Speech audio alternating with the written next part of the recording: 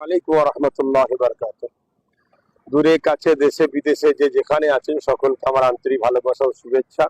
নিশ্চয়ই আপনারা জানেন কেন্দ্র সরকার যেভাবে একটার পর একটা কালা কানুন, সংবিধান বিরোধী একটার পর একটা আইন করতে চলেছে, যেভাবে সংবিধানকে আস্তে আস্তে শেষ করতে চাইছে বা দেশ বিরোধী কর্মকাণ্ড যেসব করতে চাইছে, এর প্রতিবাদে বিভিন্ন জায়গায় আন্দোলন হচ্ছে। পাশাপাশি ওয়াকাফ সম্পদকেও কালা কানুনের মাধ্যমে যে ধ্বংস করার একটা পরিকল্পনা করছে, তার বিরুদ্ধে ফুরফা আহলে সুন্নাত ওয়াল জামাত দীর্ঘ জায়গায় প্রতিবাদ সভা, জনসভায় জনমত তৈরি করার চেষ্টা করছে।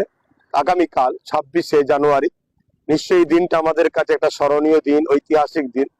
26শে জানুয়ারি প্রজাতন্ত্র দিবস, অর্থাৎ এই দিনে আমাদের সংবিধান লাগু হয়েছিল। ডক্টর বাবা সাহেব আম্বেদকরের নেতৃত্বে একটা কমিটি বোর্ড দ্বারা এই সংবিধান তৈরি হয়েছিল। সেই সংবিধান 1950-এ 26শে জানুয়ারি এই সংবিধান লাগু হয়েছিল।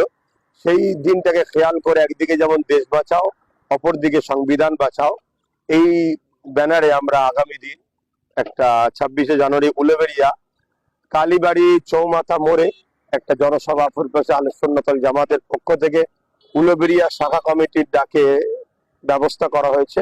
আমার প্রত্যেকটা হাওড়া জেলার বিভিন্ন জায়গার মানুষ, হাওড়া জেলা উলুবেড়িয়া আশপাশের মানুষ যারা আমাকে ভালোবাসেন, আসুন আমরা সবাই মিলে জনমত করে তুলি।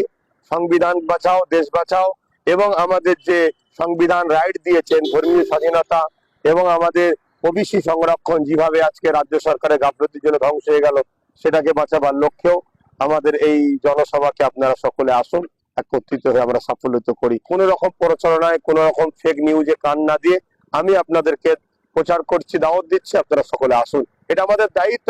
আজ যদি না বেরোই, আজ যদি কথা না বলি, তাহলে কেন্দ্র সরকার যে ষড়যন্ত্র আগামী দিন করতে চাইছে, দেশটাও ধ্বংস হবে, সংবিধানও যাবে, ও আমাদের আগামী দিন যে ধর্মীয় স্বাধীনতা সেটাও শেষ হয়ে যাবে। আশা রাখছি আপনারা সকলে সাড়া দেবেন। সুস্থ থাকেন, ভালো থাকেন। আল্লাহ হাফেজ।